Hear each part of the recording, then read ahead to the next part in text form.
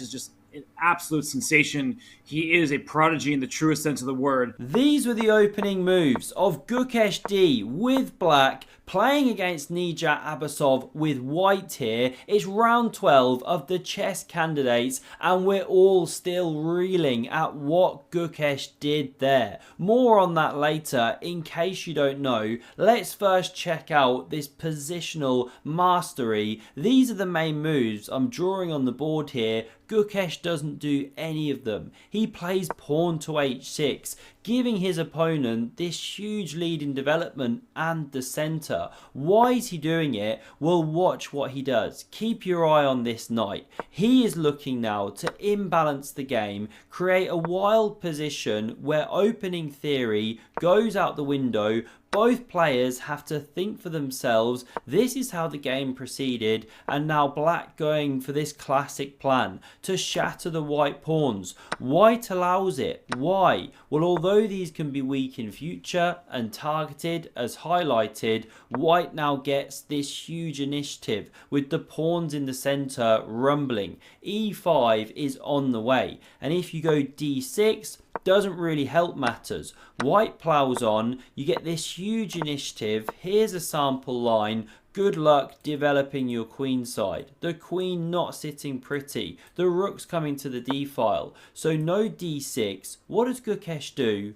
Knight to h7. What an ugly move. There is a move of a man who's done some prep and knows how good he is in manoeuvring positions. We get e5 played, very principled, opens up this sniper on g2 and prepares a knight manoeuvre. Rook b8 very natural, looking for ideas of b5 in future, and now I love this computer move. Queen a4, preparing bishop to a3 to swap these dark squared bishops. However, Nijat goes knight d2 first, looking for knight e4 to sink its teeth into d6. But with the bishops on the board, b6, knight e4, Gukesh just calmly develops bishop b7, says fine, take if you want, win the bishop, sure, but you're not landing a knight here. I've got those dark squares covered. It was playable, but not gone for. This whole thing would have been more powerful with these off the board.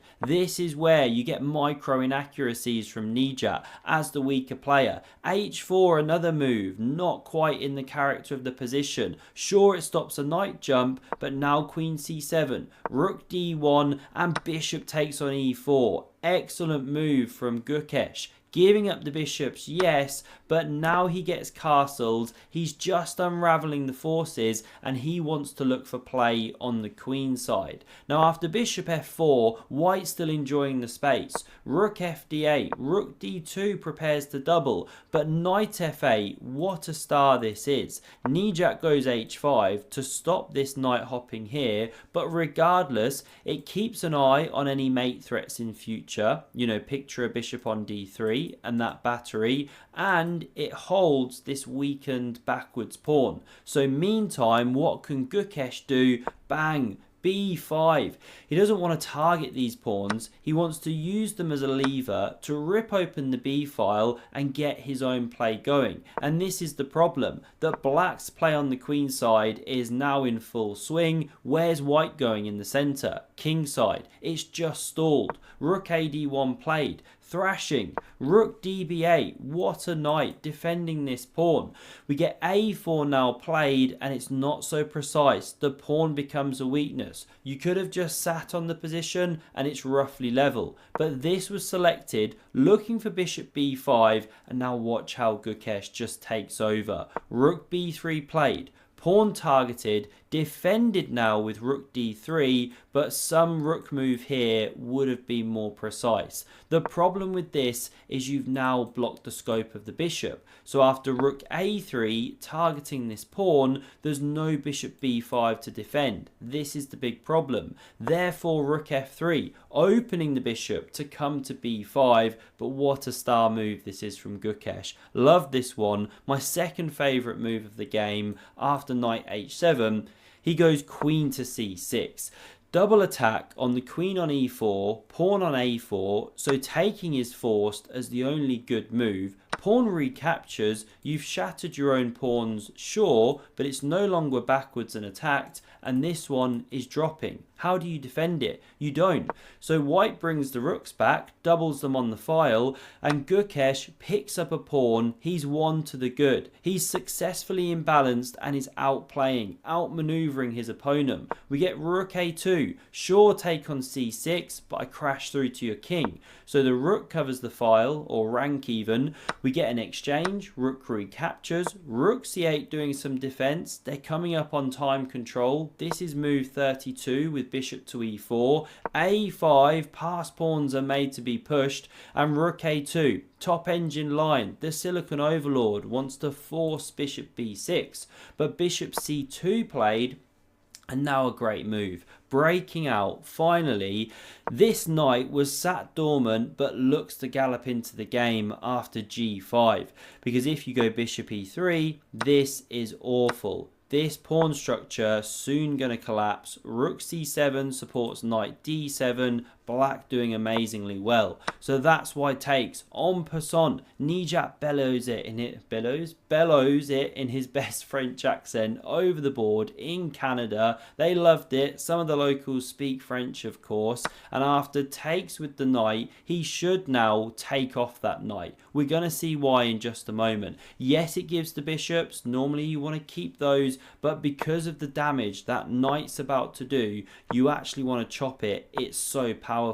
It comes to e7 now, not only covering c6 but looking for d5. So c4 played, but now it really highlights the problem. Sure, you kept the bishop on the board, but with the pawn on c4, where is this one now really finding scope? It's struggling. Rook b4 highlights that. It's about to get targeted here. That's why rook a2, bishop b4 now comes, king f3, and what a switch from Gukesh. He goes for the new file here. There's no rook d2. What a monster this is. We get bishop e3 played. The rook invades. Here comes the king, but rook c3 and c4 is collapsing. I mean, this is Magnus-esque probing. It really is very, very impressive. What to do? c5, makes things worse, but it's so tough. Whatever you do. Does Gukesh even take the pawn? No. Then bishop d2 and your rook starts running a little bit out of squares, so knight d5 played. Way more powerful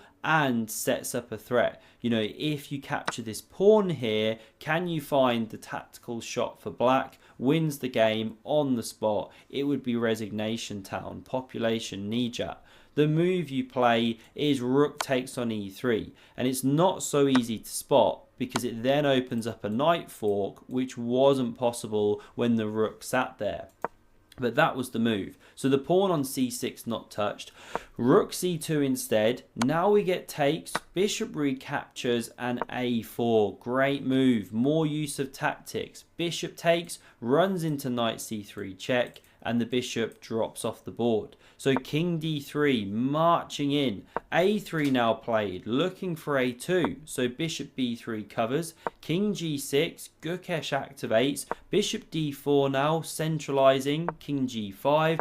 King c4, and the big problem here for white is that black can probe on two sides of the board, which we see with bishop e1. These pawns as tender as a baby lamb. King d3 back, king g4, it gets kicked back unceremoniously, but it's only temporary because after king f5, the king circling back once more, ready to come in and strafe those pawns. Now you have to bring the bishop all the way home to d1. If you go to c2, you just drive the king in further. So this was played. a2 now on the board. Yes, the square's covered, but the bishop's overloaded. It's also trying to cover here. So taking this pawn, now a threat. That's why f3 check. The king driven back, but now the pawn on g3 is weak. So after bishop c2 check, king goes, bishop b3, this one now drops. There was nothing better. Finally this a pawn's taken, but the decoy tactic has worked. The h pawn now runs. Nijat getting completely trousered, H and A pawn, absolute endgame mastery. The whole game was a masterpiece, right? And you can't even go knight d3 just for good measure. Now you check and pick up the bishop if you try and do that. White wishes they chopped that one earlier in the game here. Wonderful game. We see resignation here because the pawn's running. Whose move is it? You can't go king d3. You know, if you try and bounce the bishop around, fine. You just keep pushing the pawn. Yeah, down to here. Can't stop it. What to say? You're going to lose a piece, and with it the game. King's still marked.